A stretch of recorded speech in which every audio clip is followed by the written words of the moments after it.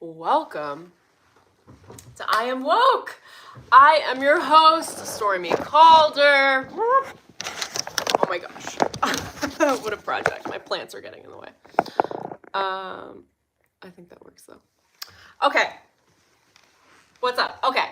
I'm Stormy Calder, a psychic medium, a shaman, a high performance coach, life coach, spiritual coach, business mentor, all the cool things. So in this video, we're going to run through, it has taken me such a long time to get here, but I'm going to be explaining what the F is 1111. What is the significance and the meaning of it? And we'll be diving into it. The first thing I'm going to say is by popular request from you all. I wasn't sure if I was going to have the energy for it, but the downloads all came in very strong yesterday after my stream. So I am doing an 11/11 portal ceremony live, a shamanic ceremony on Monday at 11 a.m. I have rigged all of the 11s. You are getting very coded. There are 11s at checkout. There are 11s everywhere. To help lift your frequency, and because it is fun.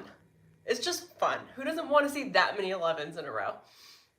So I'm going to be doing an 11/11 portal ceremony on Monday. The theme is the Yeti code, which I will explain a little bit in the stream as we get there. I'm going to explain it through how 11 works and why the number and the ascension energy is so powerful and how we're going to be working with it. So on that, just to give you guys a little peek, the Yeti codes are a set of codes of strength that come from, I tapped in with this energy with the 11/11 portal. It has to do with the 11/11 portal.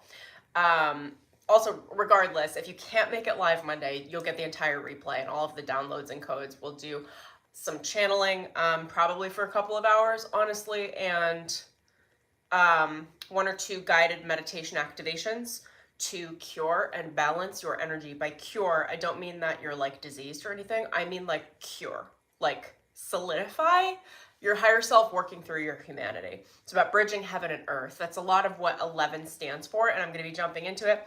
If any of that is of interest for you and it sounds fun, the link is at checkout, the link is in the description below, and the promo code is already baked into checkout because I wanted to make it easy because I wanted lots of 11s. You'll see what I'm talking about. It's iamemmelina.com/Yeti-code. All right. Vibe on that. I'm also adopting the Yeti as my spirit totem. And actually, we're going to go into this and then I'll jump into 11/11 because it's just fun. Okay, so I don't know for those of you that do this work or understand this, like we have internal guidance. And our guides speak to us through us internally. When we embody certain guide energies and we live it and we become it through our personality, that becomes an internal guide. So me and the Yeti are one. I love him or her. I'm not sure. The Yeti for me feels androgynous. Some of my other guides, like for example, one of my major guides is a griffin. I have a lot of these otherworldly creatures because my soul is so not accustomed to the human experience. I really do channel so much of my soul into my experience that my main guides now are the Yeti and the griffin, and then I've got goddess guides Sekhmet and goddess Isis. Those are some of my main guides. I've also got a performer and a comedian back there in the form of a monkey, I think. And a wolf. And I was going to say a lion, but not, I don't know. It's really the griffin.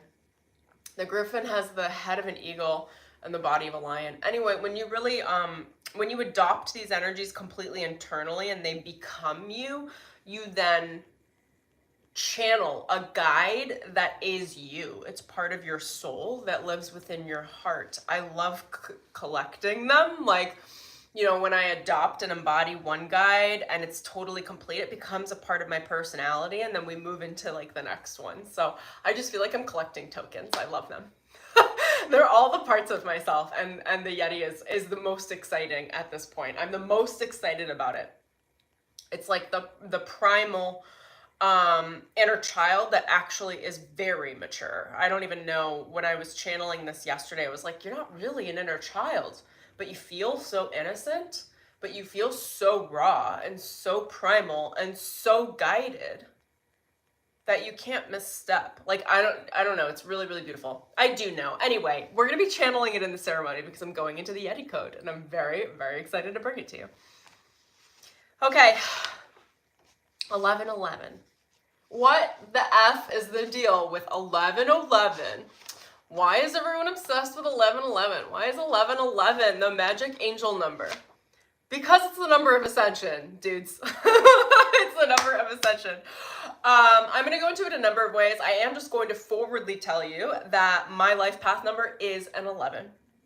So I am very intimate with what that number is in embodiment. And I won't say it's easy, but I am going to talk about it.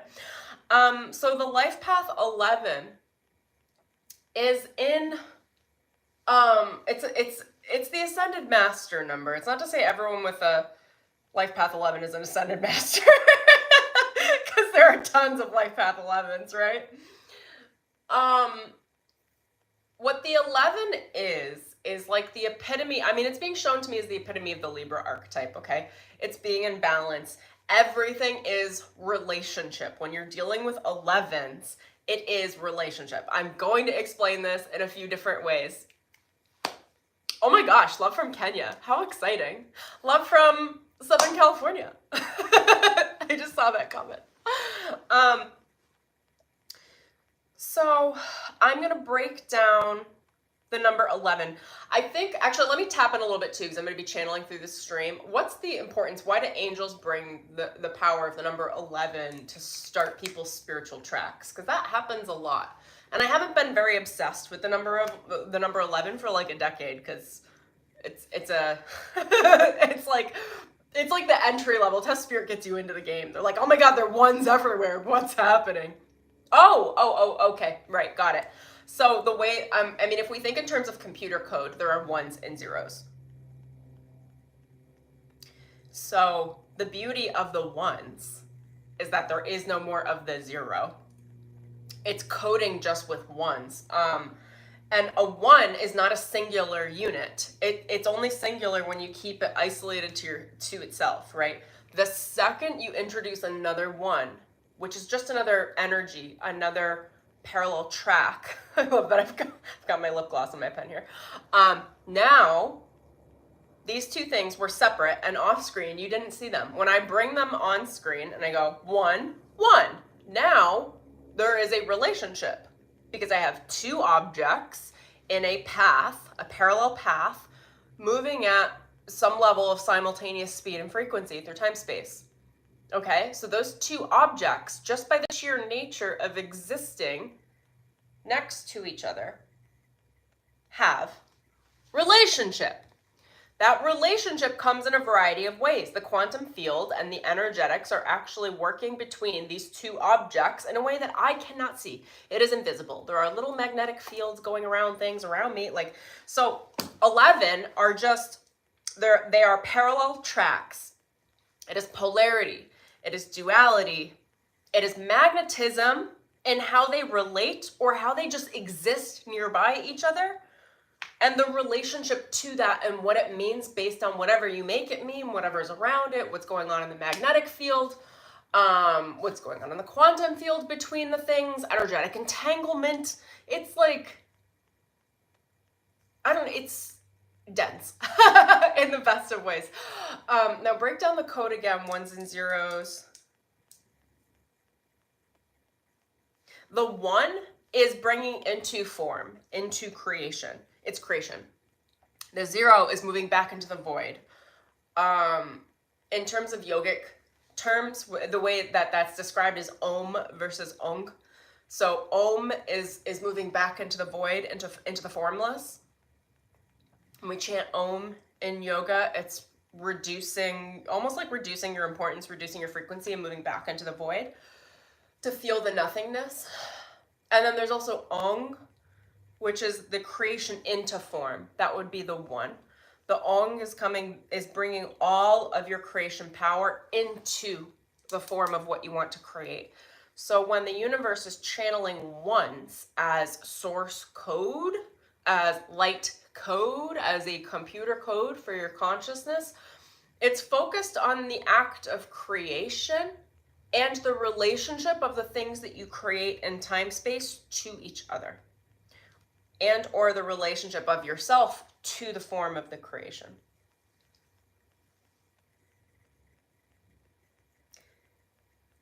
The ascension energies are realizing what's in existence and how it relates to everything that you are, everything that you want, and where it is existing right now, just as in presence.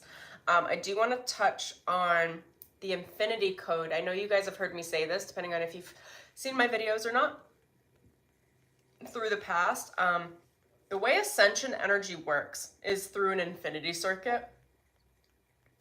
So, and this is ones, it's the 11.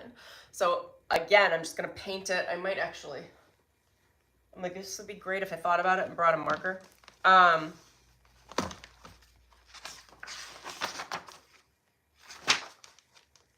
Dun, dun, dun, dun, dun, dun, dun, dun. Okay. 1. It's a code, you guys. And 1. And then I'm going to talk about the fabric of creation, because some things clicked into place yesterday with the Z consciousness. I'm going to explain it. I was very excited to get this download. Okay. 1, 1. 11. Just follow along, my little friends. Okay. You cannot have two things existing in time space without relationship. It is the relationship number, the relationship code. There's an infinity here too, okay? And it's the different ways through which we embody relationship and the energy of the exchange of relationship. Okay? So this body, that is the first one, has a relationship with itself and a relationship with the outside world and a relationship with source. This body, this other one, has a relationship with itself, a relationship with source, and a relationship with the outside world. That relationship is this cyclical energy, okay? The way the cycles work is that there's an internal cycle and an external cycle. When we work with infinity and with ascension, how do we ascend? Ascension works in cycles. Cycles of completion. Karma runs on the cycles. Healing works in cycles. This is when people call it like onion layers that you're unpacking in your consciousness. Anyway, if we go back to the infinity sign, how do we work with the external world and the internal world within our own energy of ascension? How do we ascend? How do we ascend? Through relationship. So the relationship between your light and your shadow. And I'm just going to paint that as if it is sides of my body. Okay, it doesn't really matter. It can switch. But let's say the left side of my shadow, oh my gosh, Freudian slip. The left side of my body is shadow and the right side of my body is light. This will be different based on whatever you're working in your own consciousness work right now. So the infinity sign is embodying within myself, within my heart, within my experience of my own perception of self. How I perceive who I am, how I act, how I be, and how I perform in the world in relationship to myself, which is my own source connection. Is one side of that cycle is embodying the light, understanding the light, working the light, coming back to the center, back to the self, back to source, and then working the shadow. Okay, my relationship to my shadow, my relationship to my unconscious, my relationship to my subconscious, and then coming back to the center, and then going back into bringing things into form, into light, into understanding, moving back to center, then back into the void, back into misunderstanding, back into what the F is going on in my subconscious, why do I attract these things, and then coming back to center again. And then saying, how can I adjust this process? I'd like to edit my life. I'm still trying to figure shit out. Like, adulting is hard.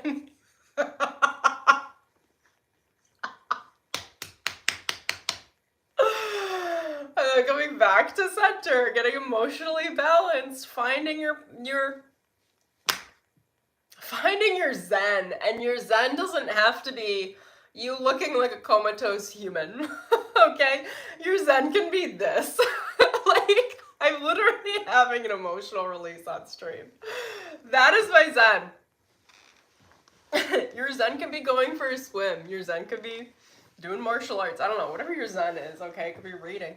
Finding your zen and then moving back through the process. Now, these cycles can happen in microcycles through the day, in a moment, in an hour, in a day. They can happen through time. Like a dark night of the soul is working through that, the power of the unconscious for perhaps years at a time. They're long cycles. Then there's the like karmic path of where you are in relation to where you've been as a soul, your past lives as a human, where you're going, what you've earned, your karmic choices in this life, what they have earned you or have denied you, based on how you choose. Do you choose well? Do you act well? Do you act in alignment with your highest self, or do you deny that expression? And those things create larger cycles, decades of cycles of working this process between shadow and light, or an entire lifetime. You can spend an entire lifetime in shadow or an entire lifetime in light. If you're following me, you're probably on the light side of it. But I've spent most of my life really working lots of shadow archetypes, and I'm very light. So they're very combined. It's also welcome to the path of welcome to being a life path 11.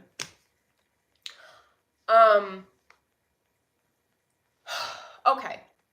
Then there's the ascension energy, and this is where we come into the Holy Cross. Like you know, does anyone else use the cross?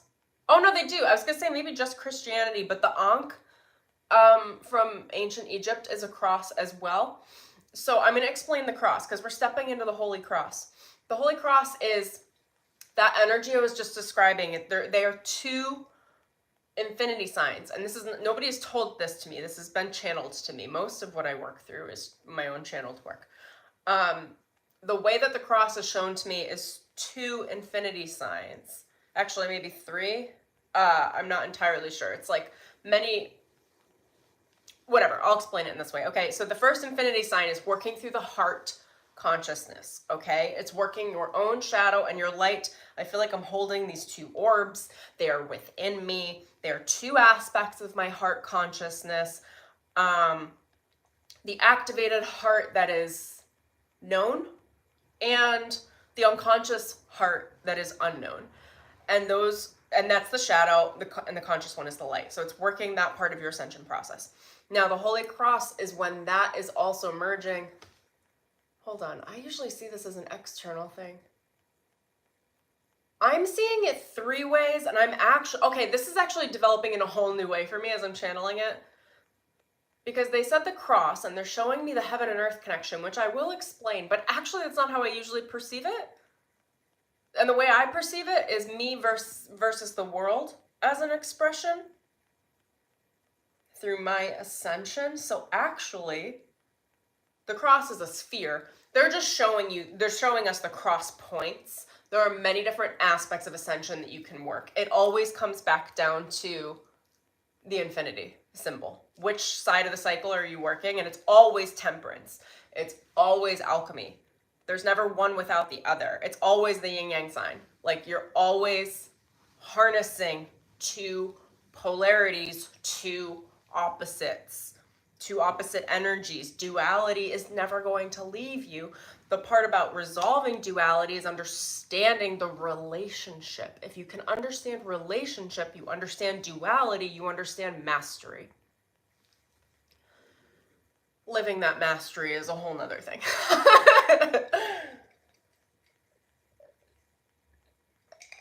Also, okay, I'm gonna keep going, but I have upgraded my coffee game. It says, this is coffee with reishi mushrooms. Thank you very much. Like, we will embody the reishi. Okay, so we've got the infinity working through the heart. Now, I want to paint the infinity, well, actually, I'll touch on the Holy Cross first, because they brought that up. So there's another infinity cycle, another ascension cycle. I feel like a lot of people get stuck in this one, actually. Well, they get stuck in all of them. Who knows? Ascension is a sphere. You're always going to be one pole of the 11, and anything you have your focus on is going to be the other pole of the 11. And if you're the pole in the center of the sphere has infinite possibilities all around you in the actual sphere of there being opposite polarities to charge you. Like, there's always a relationship. That relationship is a quantum field energetic relationship. How else do you describe it? Magnetism, attachment, detachment, like acknowledgement, not acknowledgement. It's just there. Like, to have two objects present in time space, there has to be a relationship. They can't exist otherwise. And what that relationship is our consciousness, as we're learning to navigate, like, back and forth. Like, what does it mean when I have two objects in time and space? It's like, well, what are the objects? Oh, well, now that there are two, I become the observer. So actually, I'm the third. And now you know how Source is working. Source is the observer. If you are working through your consciousness work with another party, another concept, another idea, another anything in physical reality, you become one pole, and that other thing becomes the other pole, the other one, because we're talking about 11s, right? And then Source becomes the third, eyeballs on you going, I'm consciously observing you. So there's always that third. There's always going to be a triangle. That's where they're going to take me in the cross. What else did I want to say on the one? Hold on. We are all one. Holy shit, the codes are coming through so potent right now. I'm so happy. I'm going to cry. We are all one. We are all one. It's, what's it called when there's a double meaning? We are all one. We are, Jesus. I'm so excited. Not we are all the same, but we are all in likeness, but we are all one in singularity. And if we are all one, there are many ones, and each one has relationship to the others in time space. It's a very quantum conversation. You're watching me geek out. Okay, so, like, literally, hold on.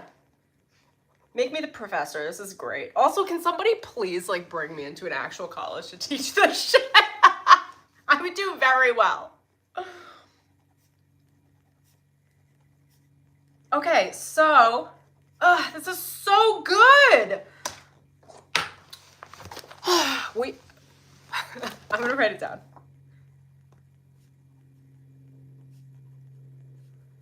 Welcome to Professor Stormy. I don't think you knew this was gonna happen today.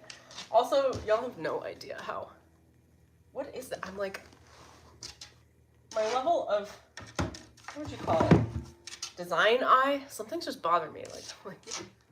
This is my relationship to this. These lines, even.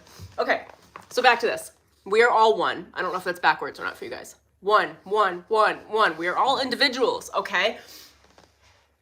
This is the first time I've been getting these codes. I'm very excited. So when people say we're all one, we assume we're all a conglomerate of the same. Source is asking me to take that into a different direction for you guys. And literally got 4, 4.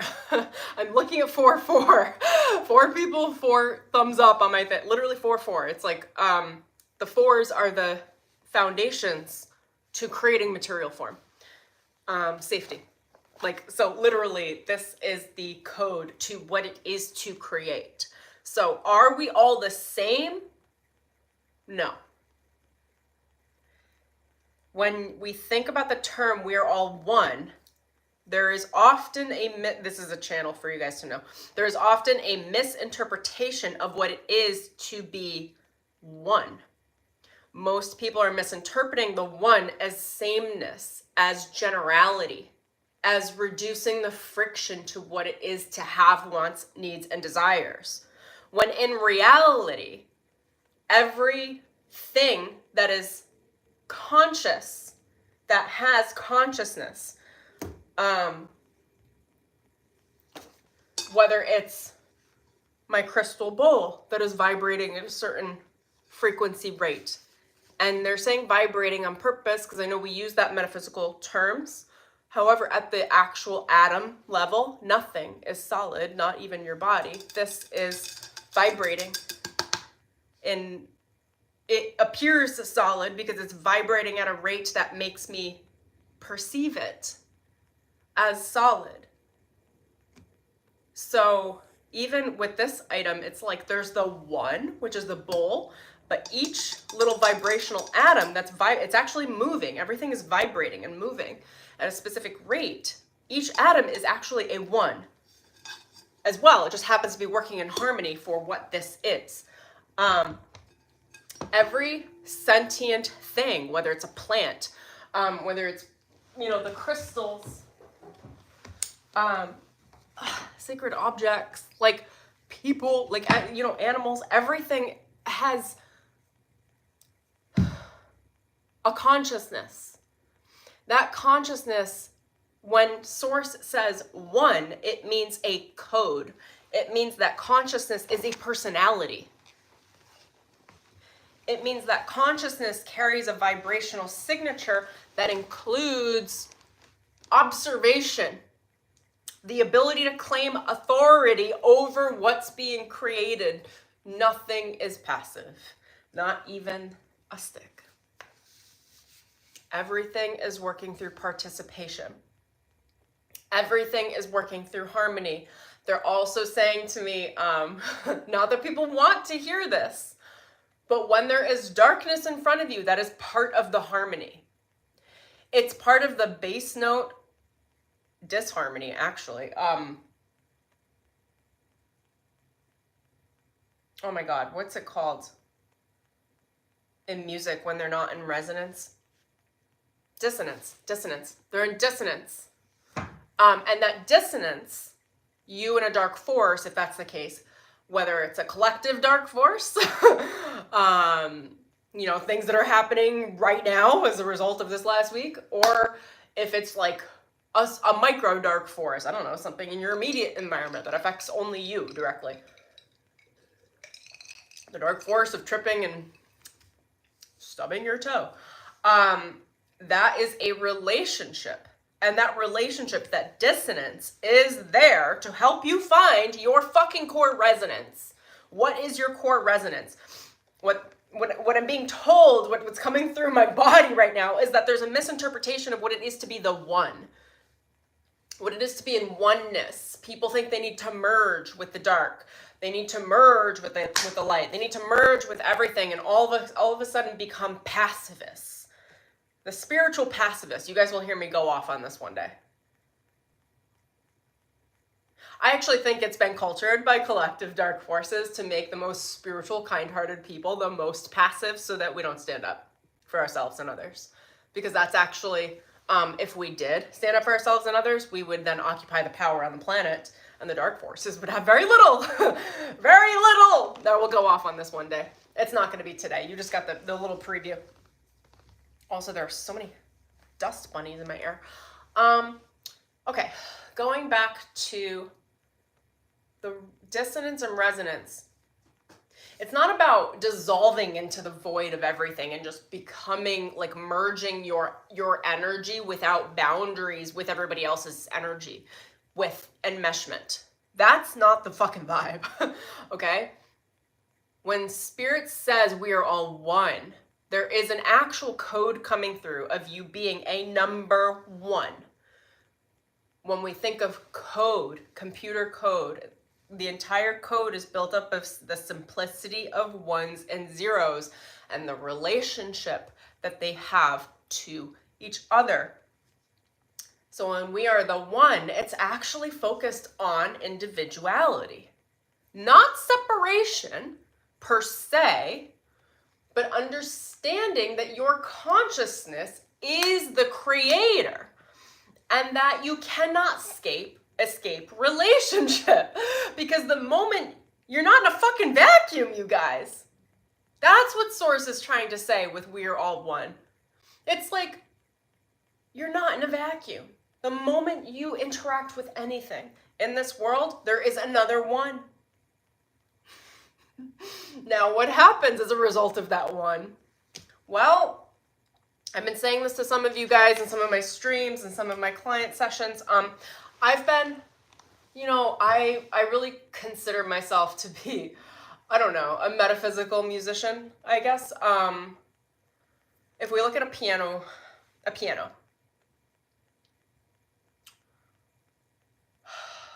I don't want to make this too complicated, so let me just think about how I can navigate it.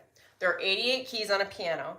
There is a bass range and then there is a high range, and then there is a middle range, okay? I call this personally dynamic range. I think of my personality and the personality of everyone that I encounter as dynamic range, and I categorize them subconsciously based on where they place their range. What I have noticed since I was a kid is that I have a preference for full dynamic range, both musically and in my life in absolutely every way.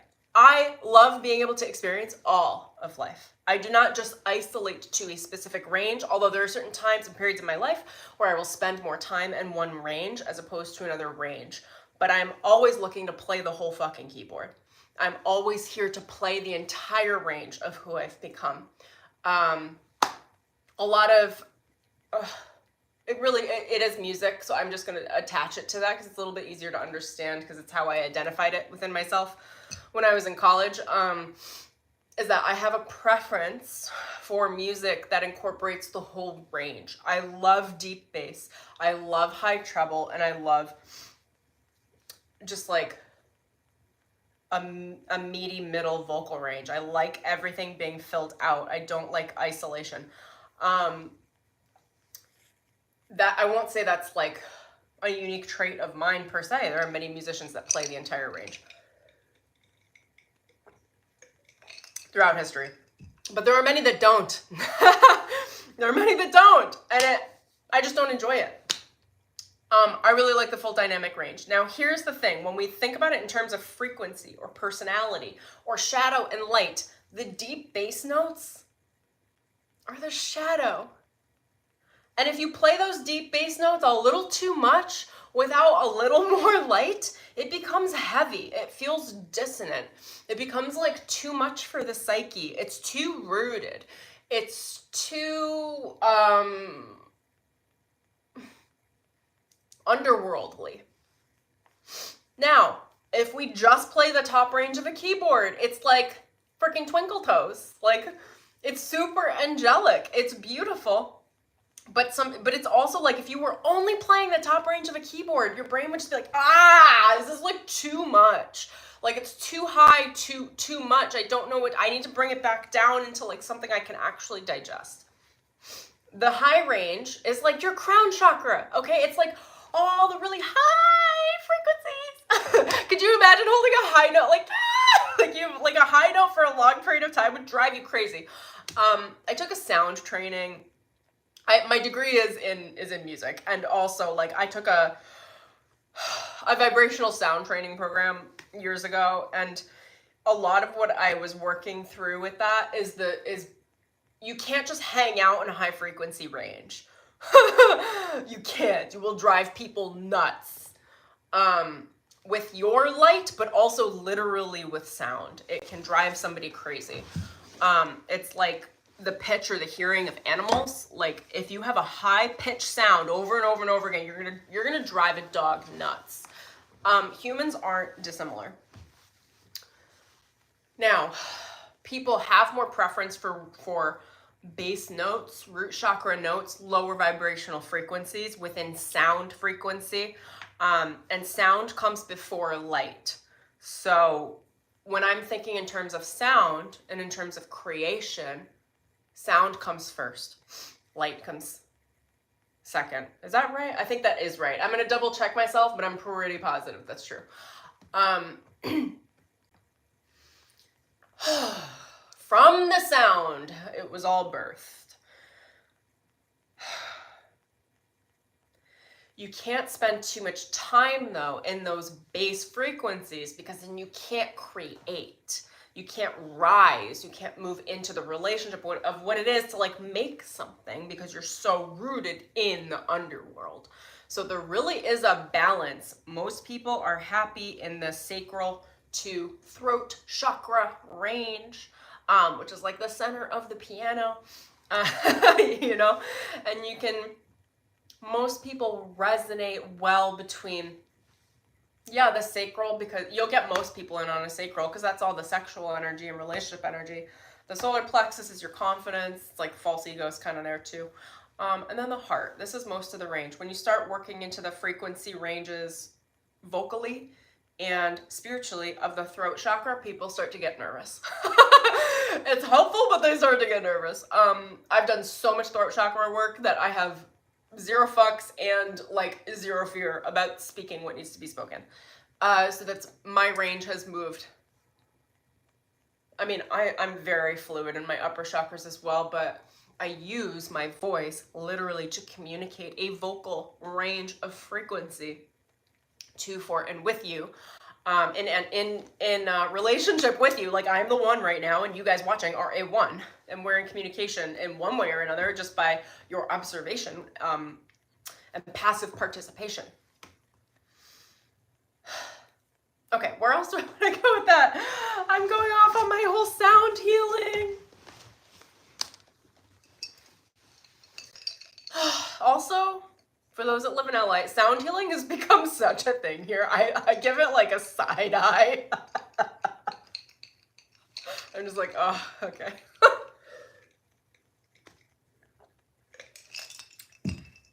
I got a lot of things to say about that, but not today. Playing the full range of the piano, playing the full 88 keys, really using the full dynamic range of everything that your spirit has to offer you, everything that your human experience has to offer you, both your shadow and your light. Oh, I knew where we were coming. We'll circle right back to it. Okay, it's this infinity symbol. Let's talk about the Holy Cross. Okay, so that's the cross one. We're playing the keyboard that way. Then there's the cross, which is, it's just another infinity symbol because nothing's static. Everything's moving in cycles and patterns. And when we focus on this aspect of the channel, that is you, that is ascension, you're focused on your higher energies, so your cosmic, and the cosmic energy typically is a more masculine embodiment of energy. I would call it the cosmic father. It's the cosmic masculine, okay? That communicates with, through the cycle of the cosmic, your soul, your oversoul working through your crown chakra to come back into your body. I would call that a masculine expression. Spiritual fire. I really feel like it's more masculine. Coming into the heart and then moving into the next cycle, which is the cosmic feminine, which is the earthly feminine. Feminine is through form. Feminine builds through creation. It's the creator, the womb space, the birthing, okay? That's the body. That's the earth. That's why Gaia is seen as a feminine entity. She is a seventh dimensional, I believe, feminine entity. Oh, wow, I'm getting so many codes and so many different angles. Like, whoever needs this, our higher selves are sixth dimensional. Gaia is a seventh dimensional being. So I'm being shown that we could improve our relationship with ourselves by improving our relationship with Gaia, channeling and working with Gaia, with the planet, because she is actually she's one dimension higher than our highest selves. That's interesting. Think about that. I'm seeing 4-4 again. That's so cool. Okay, so the feminine consciousness is Gaia. It's the body. It's working with humanity. What's interesting is how many religions paint this as heaven or hell, but it's not heaven or hell. It's cosmic masculine versus feminine embodied. And I think it's interesting that all of these religions, etc., have painted heaven and hell, making the hell the body, the femininity. How dare you? Like, what? You think you're better because your masculine consciousness is floating in some fucking cloud? This is just me being fresh. But it's really, I do think it's very interesting that so many religions do paint heaven and hell as being a higher and lower, and that the lower is the body expression. And the body expression is feminine consciousness, being birthed, being embodied. Embodiment.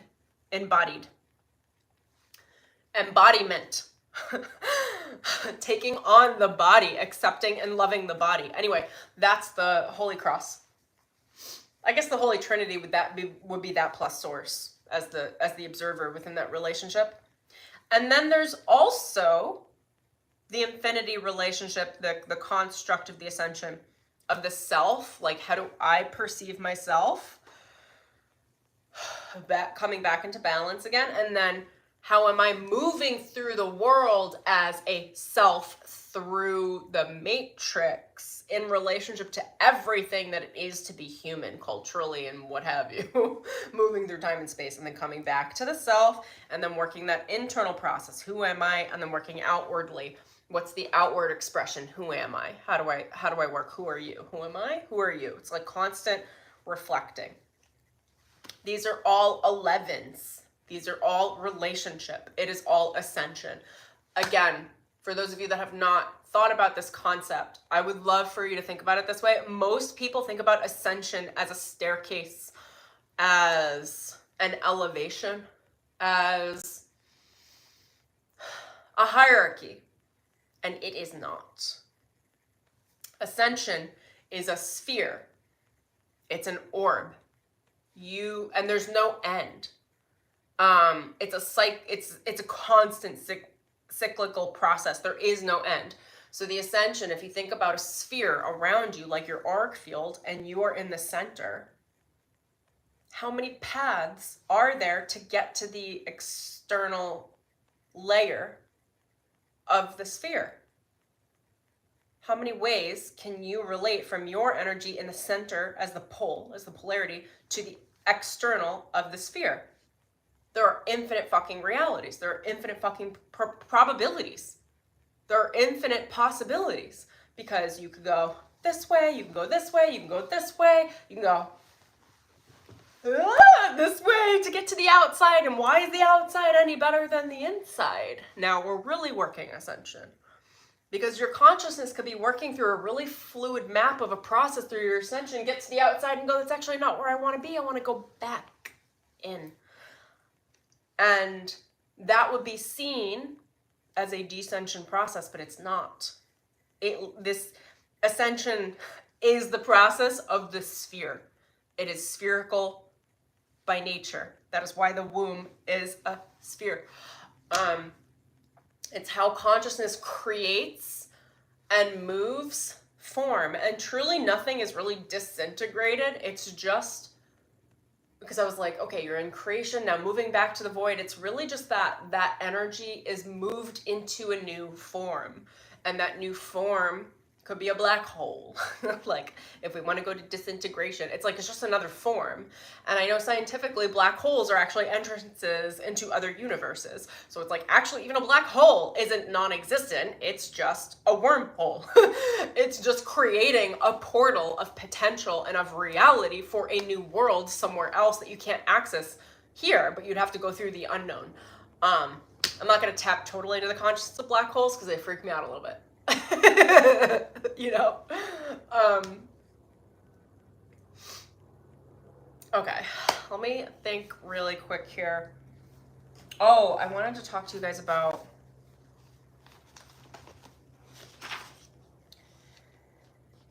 okay, so 11s, I'm just going to break it down quickly and then go into the consciousness of the fabric of creation.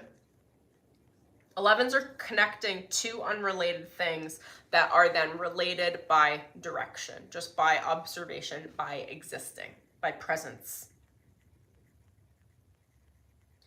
Now, a connection is created through the two energies existing next to each other, but there is a magnetic field in between these two things, whether it's a human or two objects. That magnetic field is a cross energy.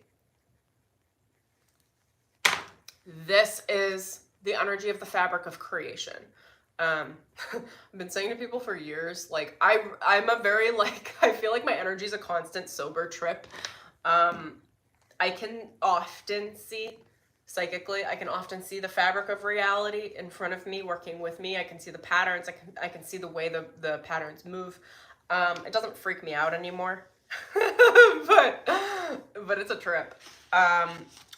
So I'm going to talk about the weave of the fabric.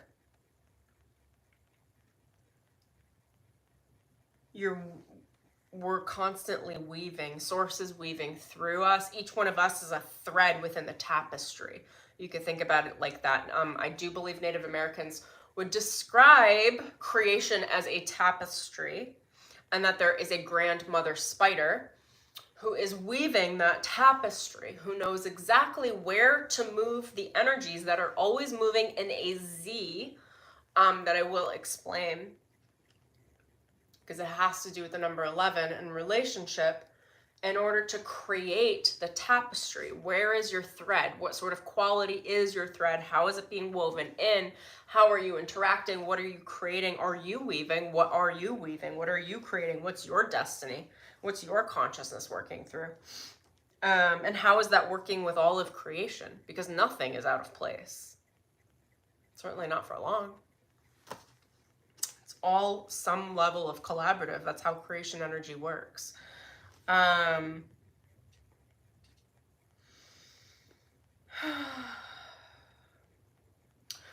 Before I go into the consciousness of creation, it is actually related. I was gonna say, I forgot to mention, when we look in terms of 11, it has to do with polarity, it has to do with magnetism and relationship. One side of an 11 is the divine feminine, one side of the 11 is the divine masculine. That is, in order to create, we need both a masculine and a feminine, both in self as well as outworldly. So we each carry within ourselves a full, complete feminine archetype, divine feminine, and divine masculine archetype, regardless of your gender.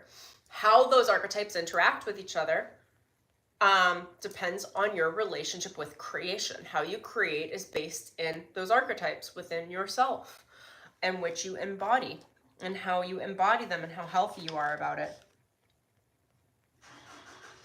So when we're talking about these two poles, we're referring to vibration, attraction, repulsion, magnetism, all of the energy of whatever the hell it is that these two things are relating to.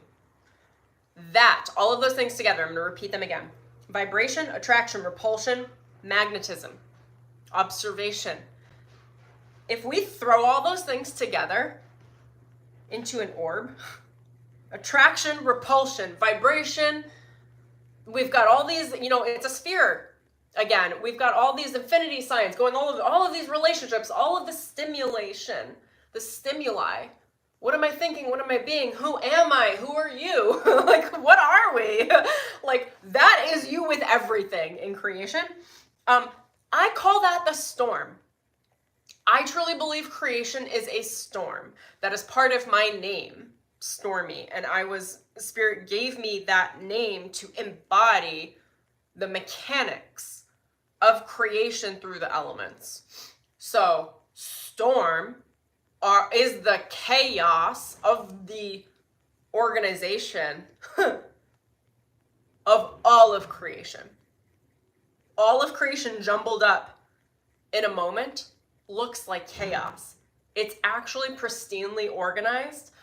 It's just that it looks disorganized until there's an observer. Once there's a conscious observer, then that conscious observer places their consciousness as a direction and an intention, which gives the energy organization.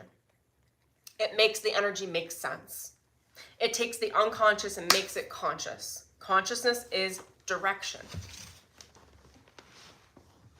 How are you using that consciousness? How are you using that direction? Do you have virtues? Or are you random? Do you work with power for the sake of working with raw power? Or do you actually know what you're doing? Those things matter. Okay, so I'm going to go back to the creation consciousness, or the fabric of reality. The weave of the fabric of creation is the Z consciousness. It is the energy of creation. It has everything to do with the 11s, okay? We have our 11s. Now, they are in relationship, and I'm going to show you what that looks like. This one is in relationship to this one. The way relationship is created is through a cross current. They can't actually directly relate. They have to relate in angles. I know that as being a fact. Let me see how I can channel that through. And when I'm being told, that's actually the energy of Tantra. For you guys that don't know, there are many different types of Tantric energy. Tantric energy is the weave of the creation or fabric of reality. When we work with Tantra are the bass note vibrational frequencies of how this world is brought into form. When I say bass note, I do mean sound. It is the Schumann resonance. It's bass sound, root sound that creates form. The reason why Tantra is often perceived as sexuality is because the base chakra are the sexual organs, you know, that and the sacral chakra, which are in charge of sexuality. Sexuality is the energy of creation. How that energy is wielded, used, abused, worked with, observed, manifested, has everything to do with your personal consciousness. None of it is bad. You think the earth is bad because it's resonating at a Schumann resonance, which is seen as an aspect of Tantra? I'm not saying you do. Oh my gosh, my stomach's like, I don't know if you guys heard that. It just made a big noise. But often people perceive Tantra as like, oh my God, that's like so dark or so bad. Well, there are different aspects of Tantra. There are dark aspects. There are more sexual aspects. There are lighter aspects that are more sensual. I would call Tantra an aspect of the goddess energy, and then there's the dark goddess, and there's a light goddess, and everything in between. So how you work with it, what direction you give that raw power. Tantra is raw power. Tantra is the weave of what creates reality. Now, I want you guys to see this in another way. So I've drawn it as the 11, and then the relationship between the energies is there's a pole here. This is one pole. This is another pole. This is north. This is south, we'll say, for example. And then there's also north and south and north and south. And if anyone has used magnets in science class when they were 8, you know that two norths repel. Two of the same repel. So this north is not connecting to this north. They repel each other. But this north is attracted to the south. This also has everything to do with Kundalini energy and with twin flame energy. Those of you, the way that you perceive twin flames are opposites. They're opposite energies, regardless of if it's in the self or in you and another human. You're not going to have a twin flame that's the same.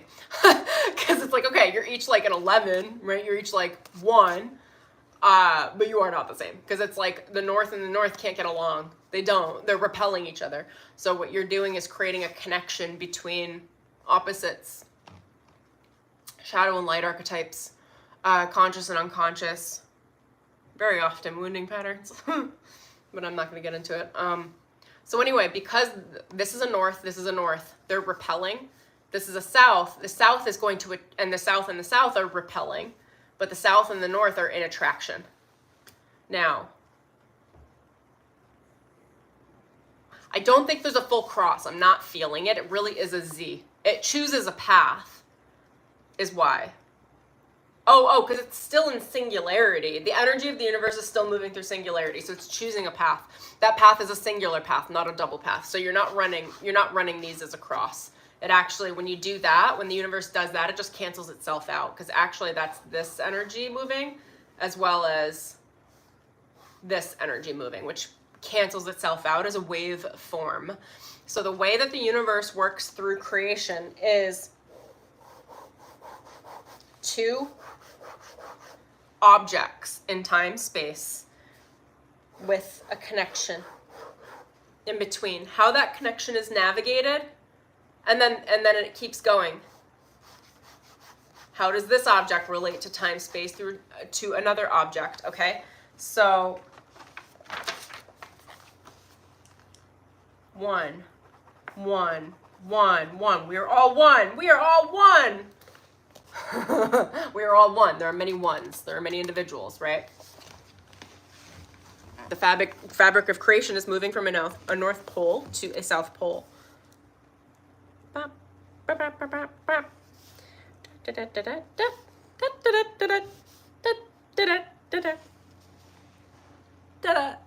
you see that? Okay. That's the energy or the fabric or the weave of creation. Another way of seeing that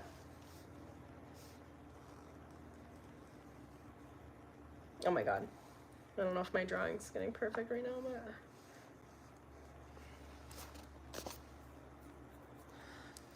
peak, trough, peak, trough, peak, trough, peak, trough. Climax experience, depression. This is also how Tantra works. Okay. Orgasm, climax, joy, bliss. What's the opposite? Void, wanting, desire, needs.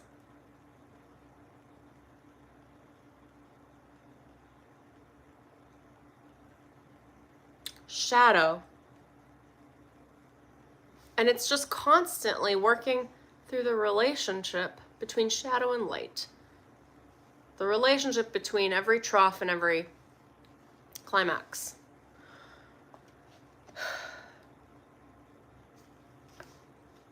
You guys, I think I just petered myself out with my own downloads. I'm not gonna lie. I was really excited about it.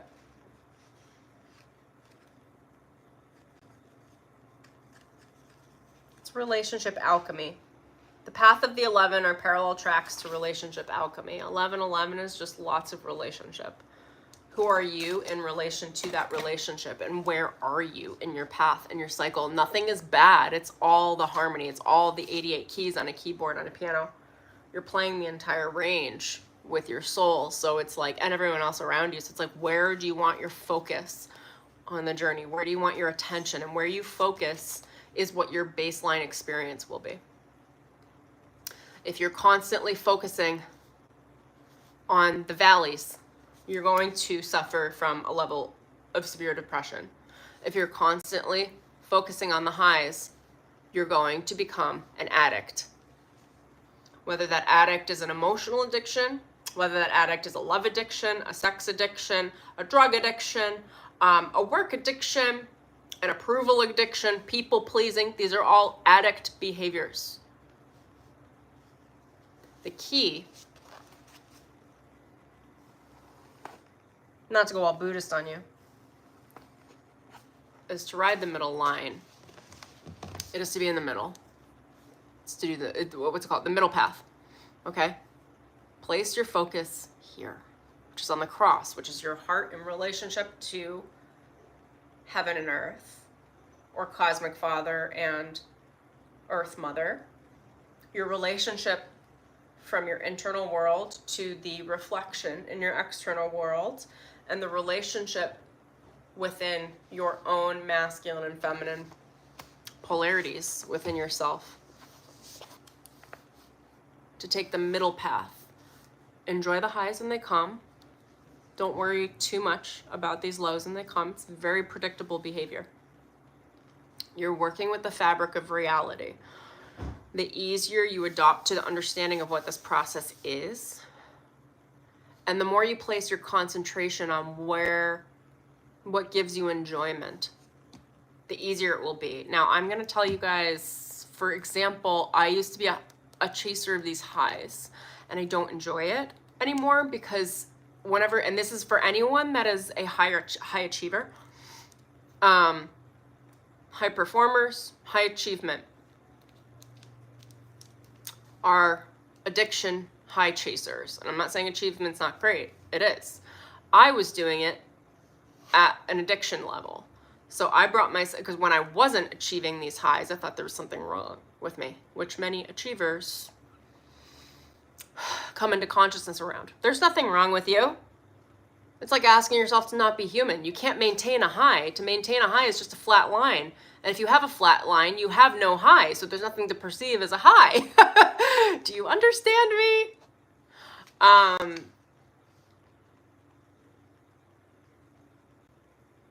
love this little drawing I've made, and I love how like chaotic it looks.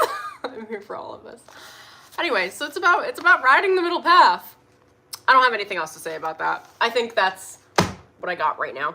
If you want to jump into the 11/11 ceremony, portal ceremony with me, if you come live, I would love to see you live. If you can't, if you don't have the time, there will be, the replays will all be uploaded as a mini course into my student dashboard portal that you get access to. It is quantum healing work.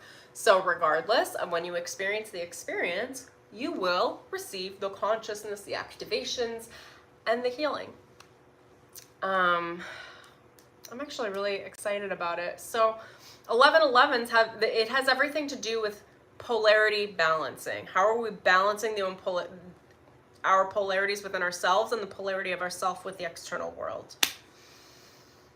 Balancing polarity, accepting duality, claiming and taking the middle path, and merging spiritual and material form, accepting it all as the one. So that has come to me in a form of codes that my guides affectionately named the Yeti codes. It's about being a guardian between your spirituality and your physicality, being the total, complete strength. Yetis are, let me go through some of the codes they gave me actually. This is about balancing polarity and duality, shadow and light, understanding raw power of relationship, separation, union, and magnetic force, how those things relate. Understanding the fabric of creation, which we just explored a little bit.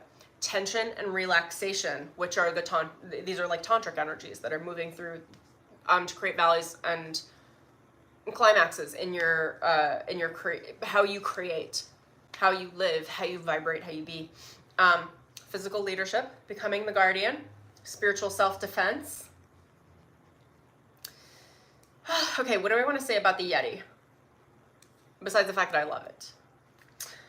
The Yeti is a hybrid cross between a gorilla and a god, or like what I would call a gentle giant. It's a spirit totem that guides us to transcend physical limitation and weakness, embody the strength of character and raw power with virtues and guardianship. They are guardians. Protect what is rightfully yours. They are extraordinarily strong and highly protective. The folklore is that they live in the base of the Himalayan mountains and they protect. For those of you that have heard of Shambhala, I will go into this in future streams perhaps. Shambhala is like my probably favorite folklore. I do a lot of meditation practices that bring me to Shambhala and to Nirvana as consciousness states, and I've worked a lot with Shambhala. Shambhala is, it's a folklore that in Tibet they say it's a paradise city that lives at the above the clouds in the Himalayan mountain range. and that the only people that can find Shambhala are those that are worthy of Shambhala, are those that have reached enlightenment. And in theory, the only way you could get there is by floating. Now, that's what they say in the folklore. I see it as an astral body travel. And I enjoy my travels there. So maybe that's something I'll take you guys through on the 11/11 ceremony, depending on what spirit wants to move through me in that way. But the Yetis are like the guardians, the gatekeepers that throw anyone out that doesn't belong and that allow access and entry to those that are worthy in their heart space of those ascension codes, that have proven it with their karma.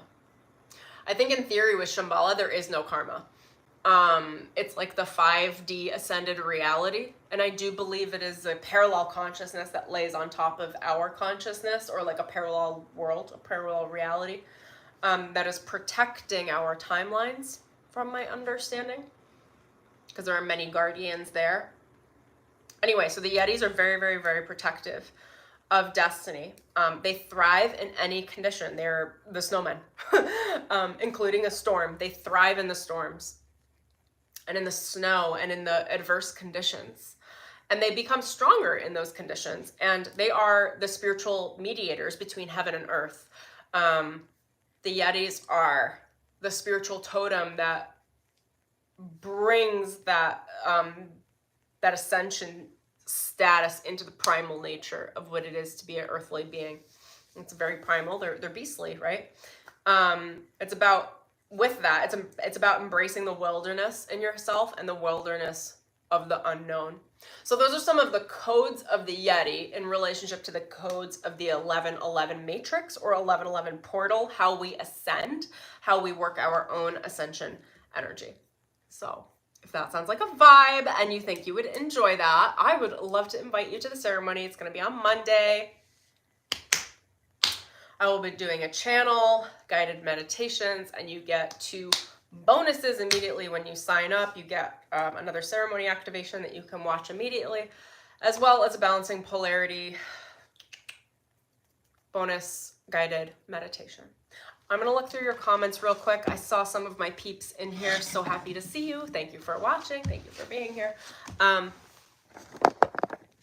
The link is in the description below to sign up. Again, in time space, if you can't make it live, you will still receive everything if you're guided to this and want to sign up. Okay, now you're seeing my plant. It's been like, oh my gosh. My plants are overrunning my home, you guys. They just keep growing. Who knew when you love life, it grows. Okay.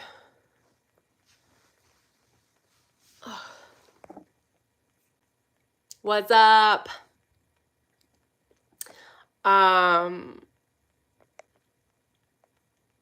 Yes. Infinity symbol is good to help with strengthening energy.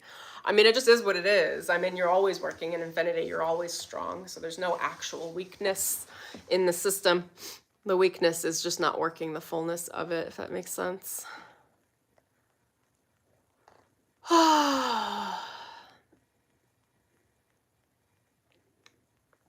Okay, cool. Thank you for the comment, Zach. Great. I think I've exhausted myself. I'm either going to get some coffee or take a nap. Or go for a walk or swim or something fun. Alrighty. Lots of love. I hope you enjoyed this. Come sign up. I always have live Q&As on these too. So if you have questions in relationship to these activations, I'm here to answer them. Alrighty. I'll see you guys soon. Links in the bio or links in the description below. And I'll catch you guys next time.